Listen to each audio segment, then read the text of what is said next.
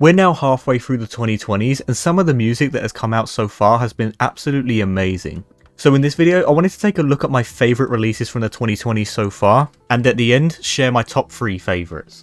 Before we get to my favourites though, I'd like to start with some honourable mentions. Now there are quite a few, so I'm going to get through it as quick as I can.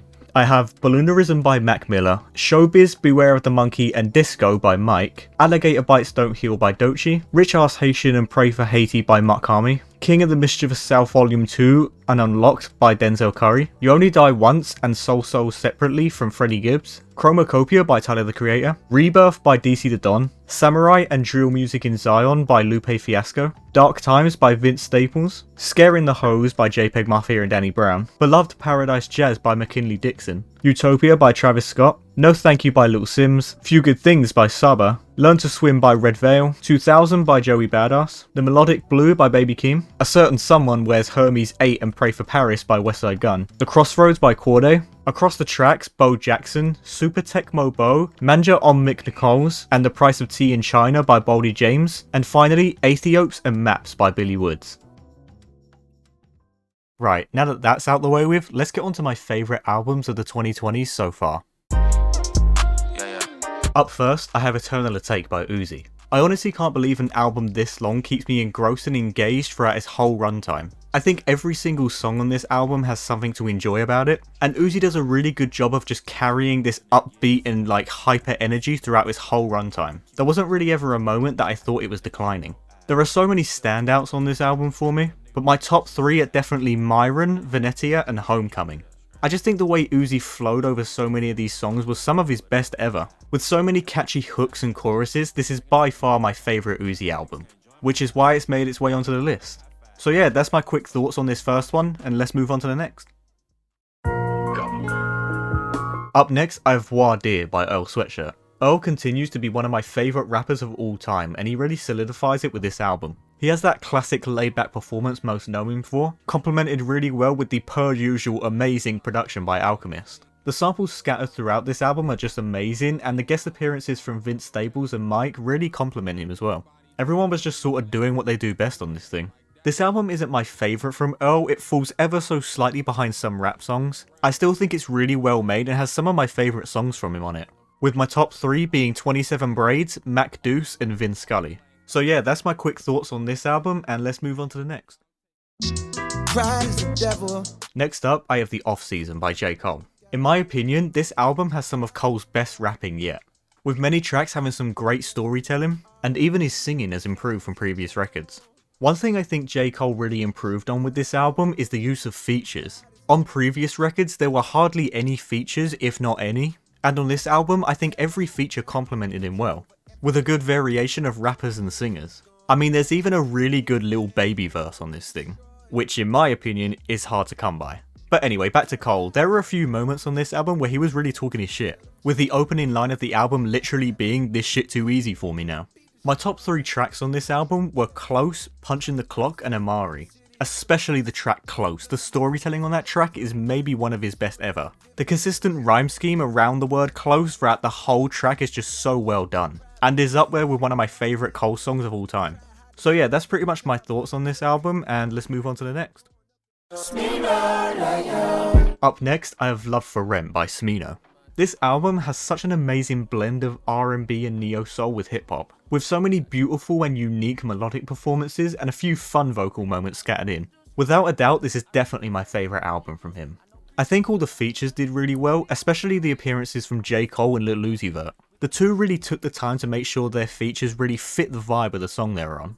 And honestly, that Uzi feature might be one of his best. There's honestly not too many albums I can compare this one to, it's very unique in places. There's a good mix of chilled, laid-back songs with more fun and upbeat songs, with my top 3 being 90 Proof, Lee and Lovey, and Defibrillator.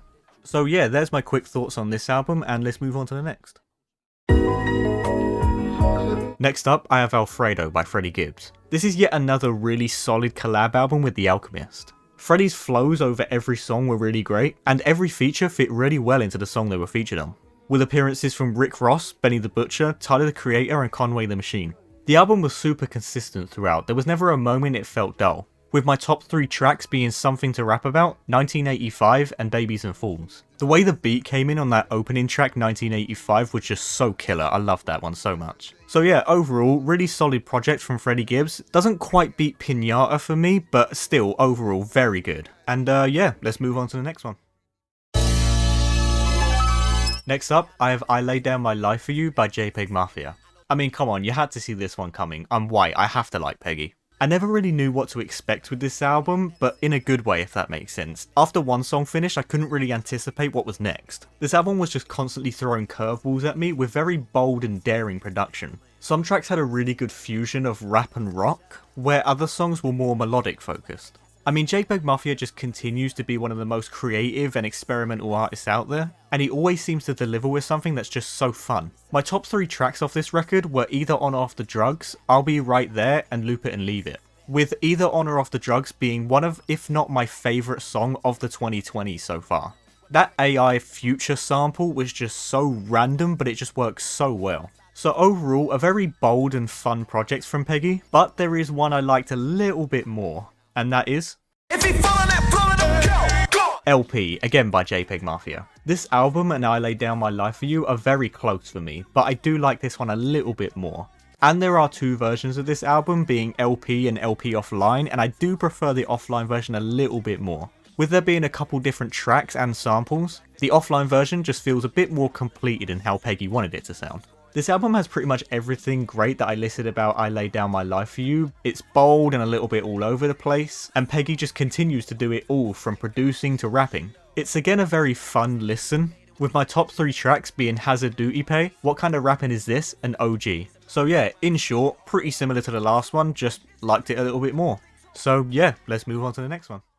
Ain't no way, it's the way I'm living. Up next, I have Melt My Eyes, See Your Future by Denzel Curry. This album is a bit more personal and mature compared to his previous projects, with a good mix of highs and lows. There is some top tier wordplay from Denzel on this album, with examples like Run the Jewels cause I kill a mic on any LP, and They Draw Guns so how could lead erase me. The album does a great job at mixing more introspective moments with more fun and upbeat songs. Without a doubt, this is definitely my favourite Denzel album, with Taboo ever so slightly behind. And Denzel just continues to show his consistency as an artist. My top 3 tracks off this album are definitely Angels, Mental, and Walking, with all 3 having these very beautiful vocals in the background. The album as a whole is very well produced, and there's something to love about every track. This project is packed with features, with artists like Buzzy Lee, T-Pain, Korean Riggins, and Slow Tie. And it features a very fun posse cut featuring artists like Black, Rico Nasty, and JID. So overall, a very solid project from Denzel, and definitely his best one to date in my opinion. Yeah, let's move on to the next one. Up next, I have Sometimes I Might Be Introvert by Little Simz. Now, I don't usually really like UK rappers, which is a bit ironic, I know, but Little Simz just continues to impress me. This album is a beautiful blend of R&B and soul with hip hop, where Simz does a great job at covering topics like introversion and self-growth. There are so many great things to list about this album, from the samples, her voice, the production, and her versatility. Almost everything is just amazing. The only thing I wasn't 100% sure on with this album was the interludes and skits. I found them to be a little bit weird, but if you go into it with an open mind like I did, I actually found myself kind of enjoying them. And they're not just randomly placed, they do help tell the narrative of the album. But I can understand they're not for everyone. My top 3 tracks on this album are Two Worlds Apart, Woman, and I See You. All 3 of these tracks are very chilled and laid back, and I think that's where Simz excels in my opinion. I mean, don't get me wrong, she can definitely rap, but there's something about these more laid back songs that I really find myself enjoying from her. So overall, this is a very solid album from Simz and definitely my favourite from her. And let's just hope that Lotus later this year is just as great. Up next, I have G&X by Kendrick Lamar. This album has pretty much everything you'd want from Kendrick, with fun upbeat songs like Squabble Up, Hey Now, TV Off and Peekaboo, to the more introspective storytelling songs like Heart Part 6, Gloria and especially Reincarnated. I genuinely think Reincarnated is some of his best storytelling to date. Every single song on this project is really enjoyable, but the only song I wasn't too crazy about was the title track. I found the beat a little bit all over the place and kind of hard to follow, if that makes sense, but I don't think the song is bad and I don't skip it when I play the album through. But just like this song, this album is probably the most fun he's ever had on one of his own projects. And I would honestly say it's probably his most accessible album. with my top 3 tracks being Reincarnated, Heart Part 6 and Luther. So in short, yet another amazing and really solid album from Kendrick, and to be honest, it kinda seems like this man can't miss. So yeah, let's move on to the next one. Up next, I have Call Me If You Get Lost by Tyler the Creator.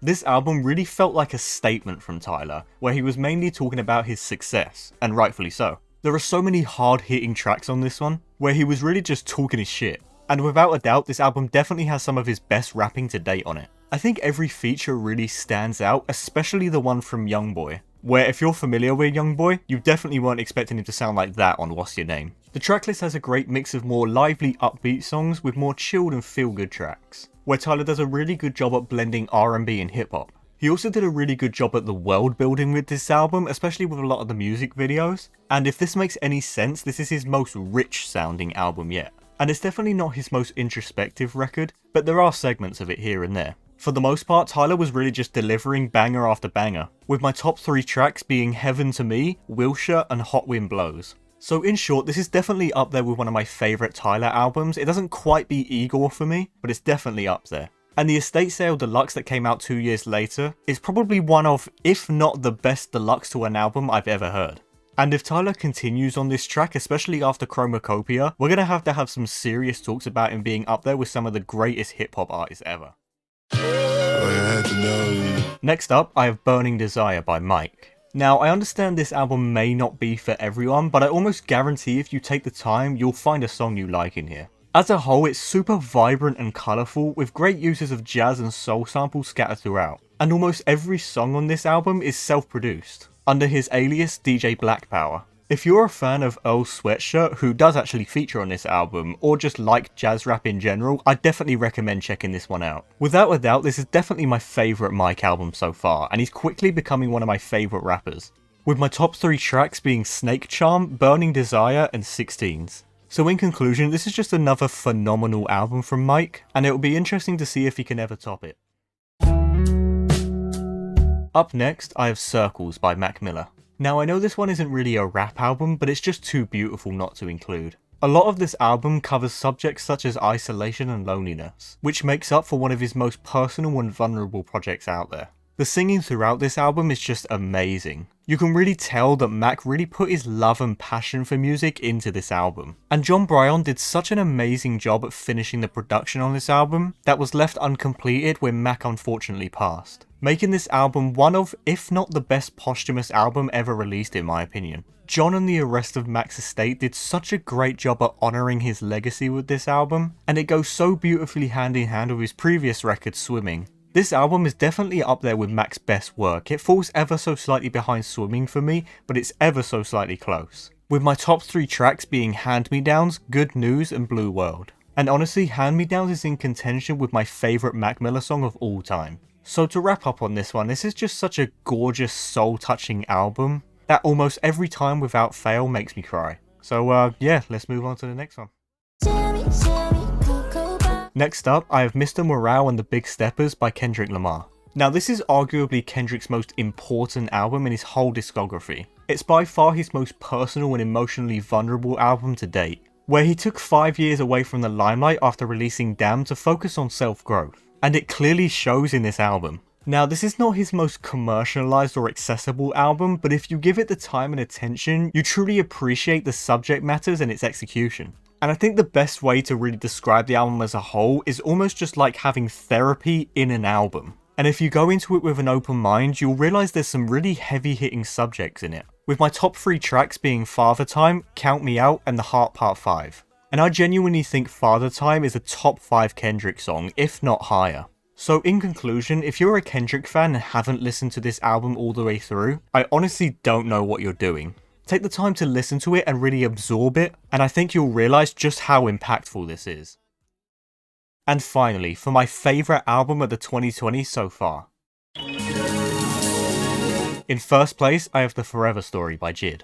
This is without a doubt my favourite album of the decade so far. It just has everything from fantastic wordplay, great features, meaningful storytelling, passionate singing, and the effortless flow switches on this thing are insane. You can really see his progression and improvements as an artist in nearly every aspect, especially the singing. I genuinely think this album should be a benchmark for other rappers at this time. And I genuinely can't think of something I don't like about this album. I know that's going to sound like I'm glazing super hard, but fuck it, if that's what that means, then that's what that means. If Jid's next album is anywhere near as good as this one, then we seriously need to have a discussion at where he places among other rappers. Because his technical ability far surpasses almost any rapper I can think of in this time of hip hop. And I'm pretty much ready to call this album a classic already, even though it's only 3 years old. With my top 3 tracks being Money, Stars, and Cody Blue 31. And there you have it, those are my favourite rap albums of the decade so far. If you made it this far into the video, thank you so much for watching, and let me know your favourites in the comments. And yeah, until next time, take care.